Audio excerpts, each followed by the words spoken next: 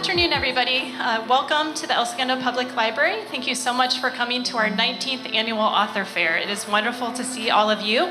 And if you don't mind, I'd like to take just a minute to acknowledge the library lead for today's event. Her name is Julie Todd, and she's been working for months to organize today. So thank you, Julie. Thank you to all the other staff and volunteers and friends of the El Segundo Library for all of their contributions as well.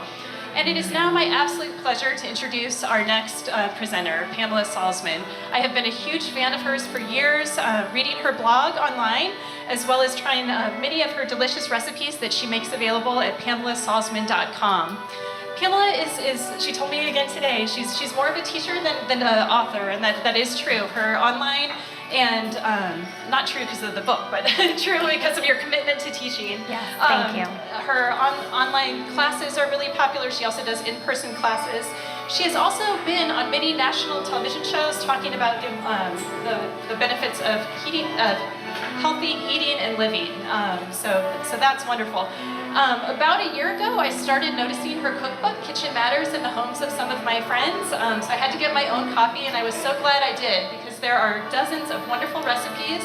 A few examples: there's hash brown waffles, a wonderful fall salad that has pumpkin spice, pears, and walnuts, and also lentil sloppy joes. So just a few of my favorites, but she's here to share her expertise with all of you. So please help me welcome Pamela Salzman. Thank you. Thanks for coming out today. I think this was a better choice than being outside. I was hiking this morning and I practically melted down the hill. So it's lovely to be here, and thank you to Melissa for inviting me. So hopefully you can hear me over the music. If you can't, we'll let Melissa know, and then we'll see what we can do. So I started teaching about 10 years ago, and really as a fluke. I was not trained as a professional chef or cook or anything. I just happened to grow up in a family where cooking was valued, and cooking from scratch was just the norm, and we had gardens and we composted. It helped that my father grew up on a farm in Italy and just knew how to do all those things. So we didn't really go out for fast food. We didn't really go out to eat very much at all. And not that we cooked anything super fancy, it was all very simple, but it was always very fresh. And I think some of the things that we're hearing now about pesticides in our food and toxins in our environment and cooking more from scratch being something that should be valued, that was my lifestyle. So when I was in a cooking group with some friends, I really wasn't learning very much because I already knew how to cook, and the food that we were learning from this chef wasn't very healthy.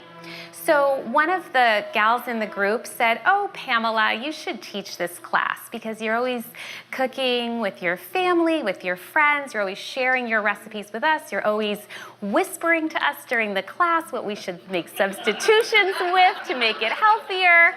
I'm sure I was slightly annoying, but I was thinking about going back to work at the time. I had 3 children, and the youngest was about to go into full-time preschool, and I needed to go back to work. And so I thought to myself, that would be kind of fun until I figure out what I want to do with my life. And it was at the same time that I really started to become a lot more aware of the problems with our food supply, with the health in this country, in terms of chronic disease and the way we are feeding the children, etc., that I really, in my head, wanted to do something in wellness, not necessarily in food. And I just didn't know what that looked like because I wasn't a doctor, a nutritionist, a researcher, a PhD, a scientist, anything like that. But then when she asked me, I thought, okay, it'll just buy me some time until I really know what I want to do. And that's when, after that first class that I taught, I was like, oh, okay, this is what I'm supposed to do. It felt really meaningful to me to help parents learn a really important skill of cooking from scratch in the home. So I started that class and it just exploded, and I didn't really realize how many people didn't know how to cook and how many people were feeding their children a lot of takeout and frozen foods and things like that, and no judgment because, a lot of people, again, never learned, but they wanted to learn. And so that's really all I needed to feel very committed to something that, again, I thought was very meaningful. Because if you are trying to get healthy again, get your health back, boost your health up a notch, you have to cook food from scratch. You have to. So it doesn't have to be anything fancy. The way I grew up was really very simple food. So that is something that I'm also trying to teach. It doesn't have to be perfect. It doesn't have to be fancy. It doesn't even have to be my way of eating. There are many diets out there that I think have a lot of merit to them, but the diet that I'm really proposing and that I'm trying to get people to learn more about is really an anti-inflammatory diet that is low glycemic, meaning low in sugars and low in refined starches. So it's up to you if you would like to eat animal protein or you want to go vegan or plant-based or Whole30 or whatever everybody's doing. It doesn't matter. They all have really good things about them, but again, a lot of times people can just go and manipulate these diets and then they start eating truckloads of meat and they start eating, desserts that are now paleo or whatever, and that's not really where we're supposed to be. So I don't eat in any particular way, but I do emphasize mostly plant foods. I eat pretty much everything, but again, mostly plants. So with this cookbook, again, this is not pushing any kind of ideals about food. I am just trying to get people to understand what anti-inflammatory foods are and how to have balance of macronutrients in meals and their diet overall. That's really it.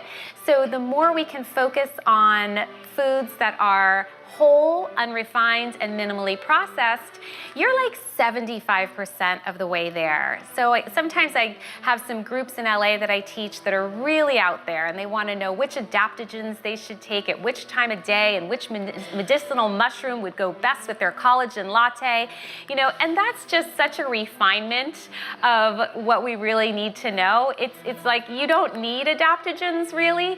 So if you're kind of wondering where to start, it's just to start with whole, unrefined, unprocessed foods, mostly plants. That's where I stand. So the book was a really exciting adventure that, again, I'd never planned because I didn't set out to be a cooking teacher, and it was a fabulous experience. One thing that I can share that I think is very interesting about what I do is that I teach in private homes. I teach in normal, everyday kitchens.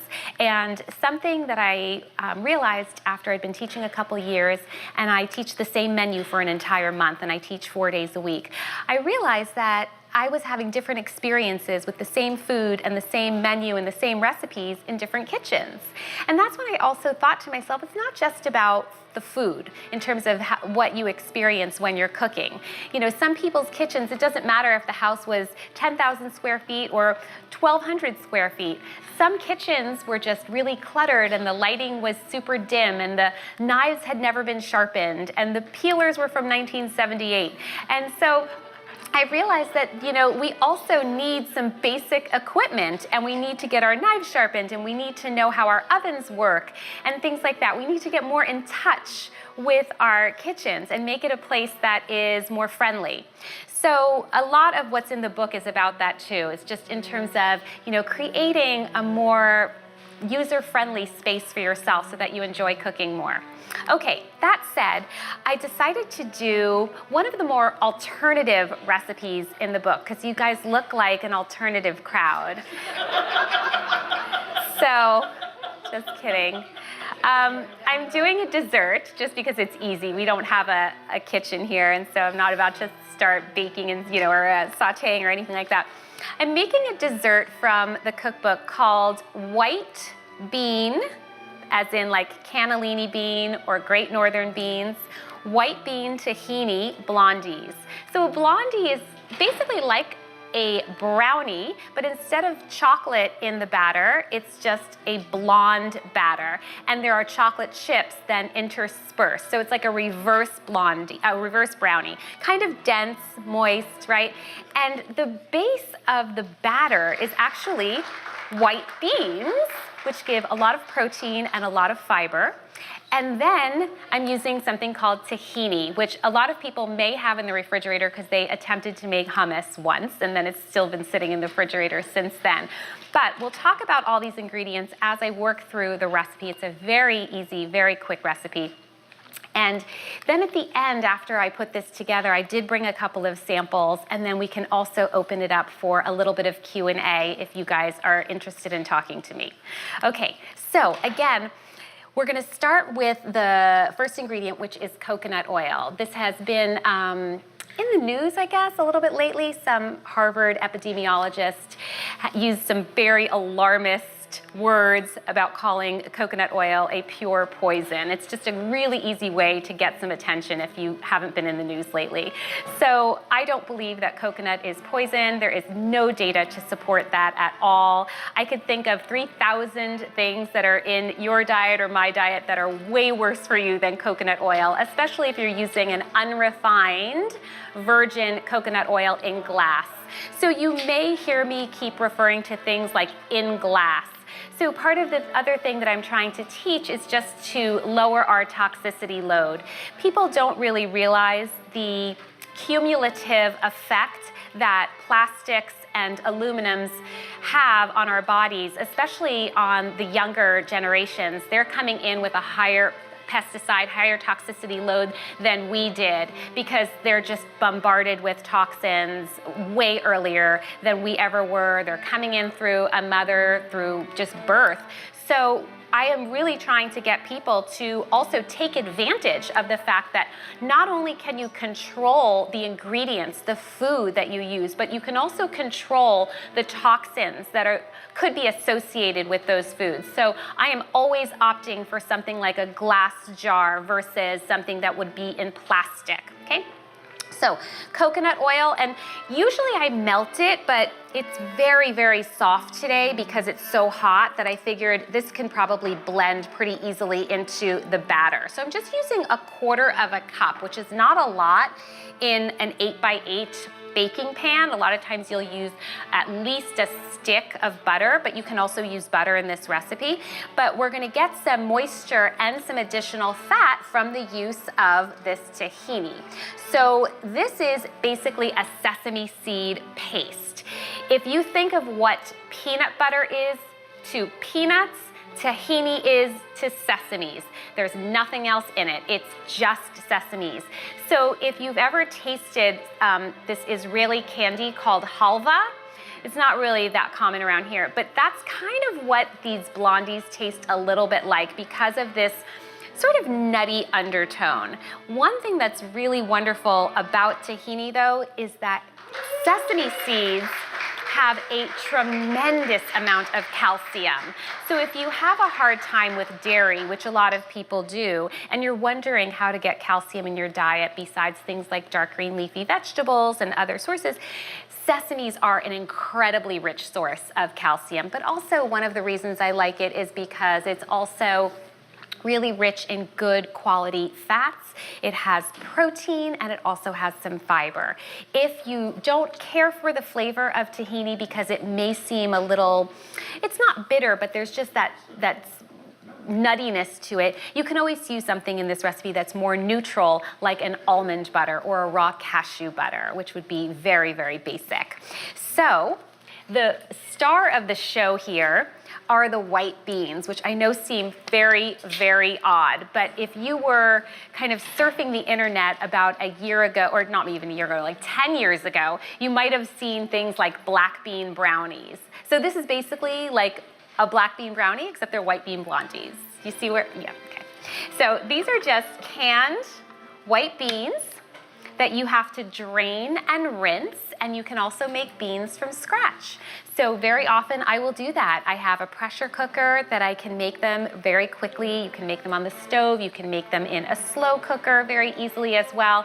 But because legumes, I think, are such a valuable source of inexpensive, high fiber protein with no fat, I think it's wonderful to have them on hand in the pantry because they make a great last minute addition to, again, build the protein protein up in many different dishes. My husband is 100% plant-based, which means that he doesn't eat any animal-derived products, so we eat a lot of legumes. And I might add that the highest or the longest living populations in the world all focus on a legume-heavy diet. So whether that's lentils or any type of dried bean or soybeans in moderation, I love legumes. All right, so let's put this tahini in here too. And you can see I'm doing everything in the food processor. This is my kind of recipe. You throw everything in here, you press start, it blends everything up and you're done. But if you don't have a food processor, a blender works great. I've done this recipe in a blender as well. Are white beans the same as cannoli? Cannellini? Yes, so cannellini is one type of white bean which would work very well here, and then Great Northern is another one, which is the one that I'm using. But either one of them is going to work great. And the nice thing about using white beans is that they have basically no flavor. They are super neutral, so you don't taste the beans here at all. And sometimes if I have any extra white beans cooked, I might keep them in the fridge, and then the next time I make a smoothie, I'll throw them into my smoothie. It just does a little added bit of protein. You don't want to go too crazy. So sometimes we get into this frame of mind where if something's good, then we want to go really all in, and then we use way too much of it, and then we're like, oh, that was a bad idea. But a quarter of a cup in a smoothie is fabulous. All right, some eggs. So just 2 eggs. Whenever you're baking, it is nice to use room temperature ingredients. It does help the finished product be a little bit fluffier and lighter. And then I'm using a sweetener. I'm using something called muscovado sugar, which is very similar to brown sugar, except it's an unrefined sweetener.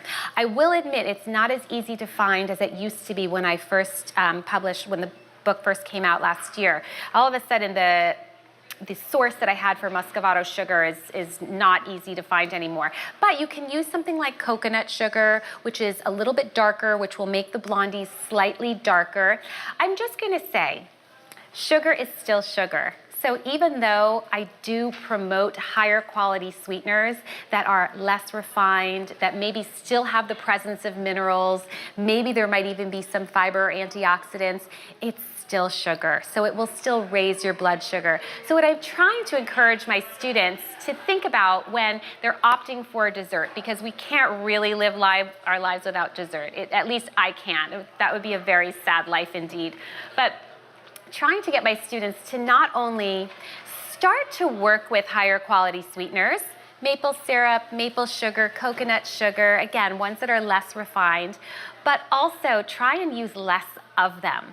So you'd be surprised at how often you can adapt a recipe, maybe one that you've made for 30 years or something, and one day you decide, you know what, I bet I don't need 3 cups of sugar in this cake, and I bet you don't. And it's very easy to actually train our palate to appreciate things that are less sweet. It doesn't take very long. So not only do you want to try to use higher quality sweeteners, but you want to use less of them. And then also we have to focus a little bit better on portion size. So sometimes when I'm serving a dessert in a class, people think that they can eat the entire cake because I used maple syrup, but that is really not the message that I am trying to promote. We have to think about what a normal portion size of dessert is. A dessert is a dessert because it contains concentrated sweeteners. Concentrated sweeteners, by their nature, will raise your blood sugar no matter what kind it is. And I just said about 15 minutes ago that I am trying to promote a lower glycemic diet, right? Raising blood sugar, especially often, all day, every day, is one of the worst things you can do for your health in so many ways. So not only is it making people insulin resistant, but that insulin that comes in is a pro-inflammatory fat storage hormone. So forget even about weight gain, we really need to keep inflammation at bay. So the more you can keep blood sugar stable, it will literally make your health skyrocket. So sugar goes in, because I just said we just can't live without dessert. A little vanilla extract. Something pure though, you don't want anything that has any added corn syrup solids.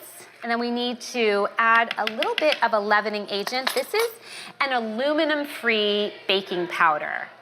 Why would aluminum be in baking powder? Well, I don't know and I don't care, but I don't want it.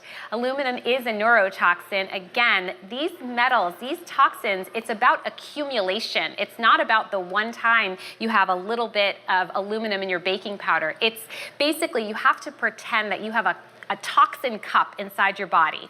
And it's like getting added, you're adding, you're adding, you're adding. Sometimes you can detox a little bit naturally and you add and you add, and all of a sudden one day, what's happening? You have a migraine, you've got a rash, you've got some sort of an inflammatory response. Why? Because that last thing that you ate was the thing that just made that cup overflow. Okay, so pretend that you are continually adding to that cup, but you don't want to be. Right, so no aluminum. You can easily find this in Whole Foods or online. I mean, it's very easy to find aluminum-free baking powder. This one also happens to be non-GMO. I'm not going to impose my thoughts on genetically modified organisms right now, but I have a feeling you might know what I'm going to say. So this one is also non-GMO because baking powder by nature contains cornstarch, and we want to I want to avoid GMOs as much as I can. If you are grain-free, this recipe is grain-free except for the addition of the baking powder, because again, this has a little cornstarch. So if you are trying to avoid grains, you can now find grain-free cornstarch out there, thereby making this a grain-free recipe. All right, a little bit of salt. I'm using just a high mineral sea salt. If you don't want to buy a high mineral sea salt, but at least you want to buy something that is, not overly processed, doesn't have aluminum added, or yellow 40, or dextrose, like something like a Morton's table salt has that. Salt is something I use in everything. So I want to get the best quality salt that I can. And it doesn't have to be super pricey, but you definitely don't want to get a salt that has a laundry list of additives. It's not necessary. All right, so all I have to do now, again, in your blender or in your food processor, you just blend it up. And as soon as it's nice and smooth, I'm going to put it into my pan. So I have an 8x8 baking dish here, which I rubbed on the inside with a little bit of coconut oil because I'm going to line it with parchment paper. This is a ceramic pan, so I'm not worried about anything necessarily leaching into my food. If it was an aluminum pan or a non-stick pan, for sure I like to line those with unbleached parchment paper. You just have to give yourself a little buffer between those compounds and your food because they both leach. Non-stick and aluminum both leach when they're heated. So I use parchment all the time, but one thing that I like to do with these kind of bar type of desserts is I like to cut them when they're in the pan. And then I noticed after a while that all my Pyrex were getting scratched on the bottom from cutting things in the pan. So now it's just more to keep my pan from getting scratched up, and then also it allows me to kind of pull the whole thing out too. Okay, so that looks good. You just scrape down the sides a little bit. We don't really care what this looks like because this will get baked at home. And what I'll do now is take a few chocolate chips and stir these into the batter, like so. We're gonna pour this out into our pan. Again, it smells a little bit nutty, kind of sesame-ish. And then we are going to top this so it looks pretty and just, again, add some interest. I'm going to top this with some chopped up pecans, a little bit of coconut, and some more chocolate chips. But if there's something in here that you don't eat, for example, nuts, don't add them. No problem. You could add more coconut, you can just leave it as is. You could put a little pinch of flaky salt on top if you like sweet and salty. That's always a favorite of mine. But this looks really nice. And then you are just gonna bake this at 350 for 35 minutes, or depending on your oven, it could be a little bit longer. So spread that out, like so. And I'm gonna take these pecans and give them a quick chop. like so. I usually use raw nuts whenever I'm putting them on top of a baked good, because if you buy roasted, then they're gonna get roasted again and they may get a little dark on you. So I'm just gonna chop these up, and I love pecans with sweets because I feel like they're already kind of sweet and they have like a softness to them. But you know, if you like walnuts, you can put walnuts here, or slivered almonds or something like that. Just give them a rough chop. All right, now one thing I'd like to share is that when you are baking something and you're sprinkling something on top, you want to just kind of press those toppings in so that they really sink in, because if you just leave them kind of hanging out lightly on the top, when you bake your cake or your brownies or whatever, and then you cut into them, most of the time, those ingredients will just fall right off. So I'll show you how I press right into them. And then again, this little bit of shredded coconut. This is unsweetened coconut. Adds really nice fats, fiber, that, and then more chocolate chips, because I'm all about fun too.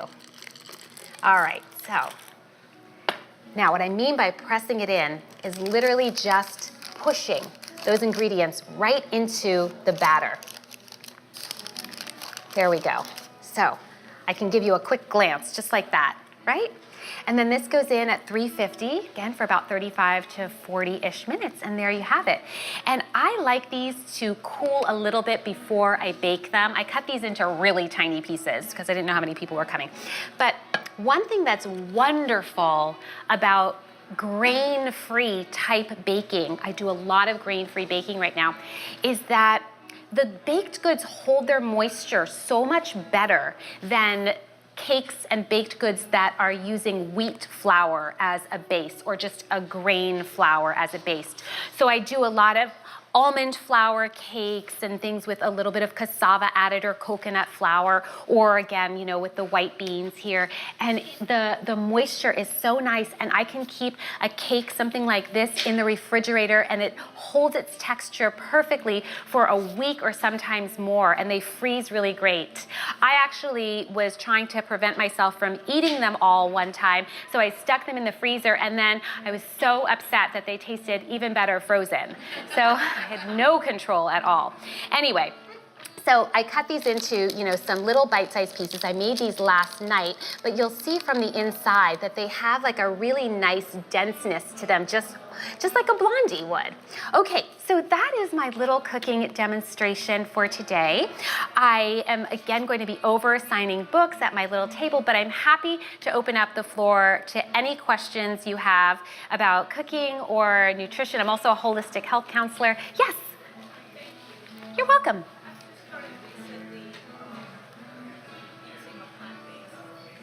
Sure.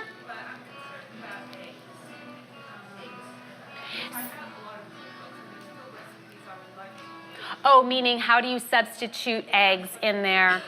So it depends on the recipe. I have a lot of success substituting in probably you're talking about baked goods, first and foremost, when they're not like a paleo recipe.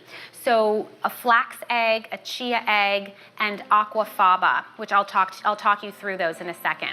Those all seem to work really, really well, but when I have a recipe that is paleo, for example, a coconut flour or an almond flour recipe that uses something like 6 eggs in a cake, they're not as effective. So it's just in something like, you know, a typical wheat flour based thing, or like a banana bread, for example. A flax egg can replace 1 whole egg. And what you would do is you would take 1 tablespoon flax, 1 tablespoon of ground flax meal. So you can grind it yourself, that's preferable, but you can always get it, you know, ground. So 1 tablespoon of ground flax meal mixed with 3 tablespoons of warm water. You need to let that sit at room temperature for about 15 minutes. So do that first, and then get all your other ingredients organized. And then by the time you're ready to put that into your recipe, it should be more gelatinous. So it almost feels a little bit slimy. You'll stir it up and it feels kind of slimy. And so that will replace 1 egg. And if you need 3 eggs or 2 eggs, you have to multiply accordingly. So that seems to work really well. And then this is kind of a game changer, but I can't give you an exact measurement because it varies from the type of recipe to type of recipe, but you can kind of look this up and see if you can apply it, is something called aquafaba, which is really a game changer for people who are egg intolerant or for vegans. And aquafaba is the liquid that is in a can of cooked chickpeas. So you take your chickpeas and you do something else with them, and that liquid that's in there, it is like wizardry. You put it into a mixer, if you have a mixer with the beaters and all that, in like 5 or 6 minutes. If you keep beating it, sometimes a pinch of cream of tartar helps because it helps stabilize it. You will whip it to egg white, fluffy consistency, and it's crazy amazing, and it tastes like nothing. So try and see if that's interesting to you. You can try and Google it and see if you can figure out how to apply it to certain recipes. And then in terms of just like frittatas and stuff, we just use tofu. So in my book, there's an explanation on the substitutions page on how to do all these things. Yes, you're welcome. Yeah, I had kind of a two-part question. I was curious which cheeses would be healthier to use. And then the other thing is, I have a neighbor that uses microwaves, and it drives me nuts. What's your thought on microwaves? So for the cheeses, are you talking about like real cheeses? Yeah, real cheeses. Sure. That's a great question. So dairy is not something we really need to have, but I grew up Italian, so I do enjoy dairy now and then. I'll give you my criteria for what is probably the highest quality dairy and the least difficult to digest. So let's start there. One thing that is easier for us to digest are sheep and goat milk as opposed to cow. So especially goat milk, the fat profile of goat milk is much closer to the fat profile of human milk than the other milks. So sheep and goat is a better option. Also, cultured dairy is a better option than non-cultured because it usually has some sort of a good bacteria added to it that helps you basically it almost pre-digests the dairy for you a little bit, so it's easier to digest. And by cultured, I mean things like, certain yogurts or kefirs, or even certain cheeses, like certain blue cheeses, again, have like an addition of a good bacteria added. The next would be, obviously all dairy should be organic, especially cow dairy, so that's really important. And then also, I like whole milk dairy as opposed to non-fat and low-fat. There are some cheeses out there that, they're reducing the fat content. It's not advisable to cheat yourself out of the fat that was originally paired with that milk because the fats will help you absorb the fatty